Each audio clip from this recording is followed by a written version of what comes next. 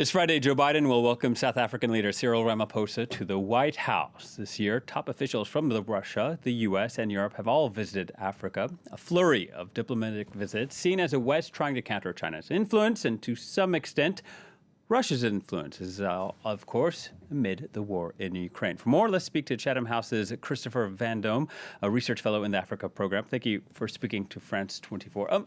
First of all, what does each leader want from this visit in terms of Joe Biden and Cyril Ramaphosa?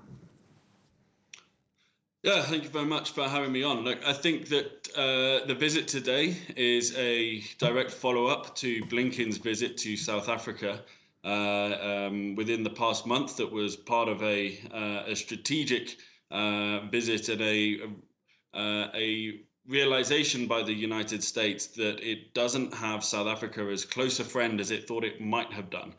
The visit today is strategically important for both sides. For the US, it is about re-engaging with South Africa in a more productive way.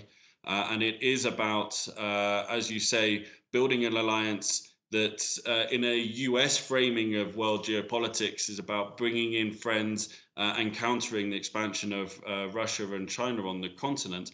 But for the South Africans, they're very clear that they don't see the world in the same way. They don't like the world being characterized by two poles. They want to have a respect for their own agency and sovereignty in terms of global geopolitics.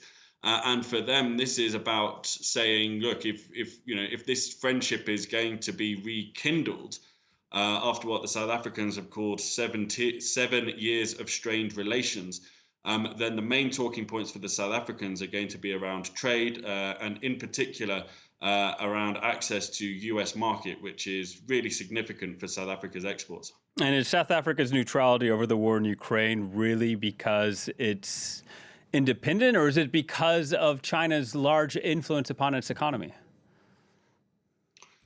I think that South Africa's neutrality is one, well, as the Western view here in Pretoria is that South Africa is sitting on the fence with 2 feet in the Russian camp. I don't think that the South Africans see it in quite the same way. Certainly, there is a strong relationship with China, but it's taken a lot of work from both sides to get that relationship to where it is. Don't forget that South Africa initially, after it came to democracy after 1994, was a supporter of Taiwan. And it took a lot of effort from both sides to create the relationship that South Africa currently has with China. And it's the same with Russia. Yes, people point to this historic relationship with the Soviet Union. But there's a much more pragmatic relationship with Russia now. There are interests that both the party and the nation have with Russia. But actually, South Africa's trading relationship with the United States is significantly larger. What South Africans do feel, though, is that over the course of the last 7 years, America's attention has been elsewhere. They haven't been putting as much effort into the relationship as the South Africans would have liked. And in many ways, these other relationships are filling that void.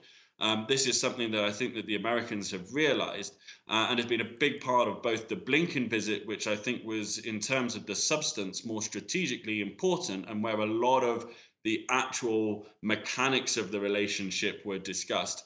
And this visit now is really symbolic and a further opportunity for South Africa to put on the table and say, look, things like steel imports for South Africa's steel exports into America, which is currently under tariffs imposed by the Trump administration.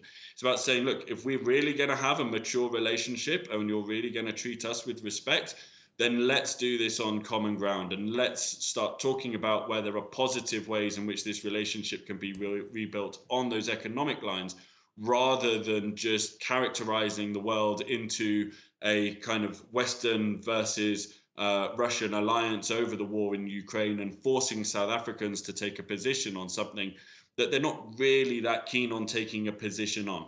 If Biden wants to woo South Africa, would it not have been more effective for him to visit South Africa? Look, I don't know whether the Americans have a visit on the cards for Biden, but certainly this is off the back of that Blinken visit.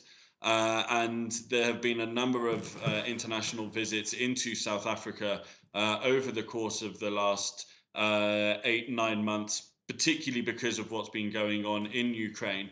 The Blinken visit was really important for, as I say, ironing out the mechanics of those issues. There have been other delegations coming through South Africa as well. What I think that the symbolism of Ramaphosa visiting Biden in Washington is that here is a president who is now willing to reach out and isn't just, okay, come come to us and come and talk to us, and there's stuff to iron out.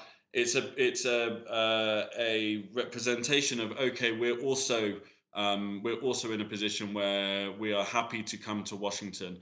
And don't forget, it was only last year that Ramaphosa was supposed to visit Washington for an event and called his visit off. So this is really symbolic that this is going ahead and that Ramaphosa is prepared to visit Washington, as I say, as the kind of reciprocal part of that Blinken visit. All right, Christopher, thank you very much. Christopher Vandome from Chatham House. Thank you so much.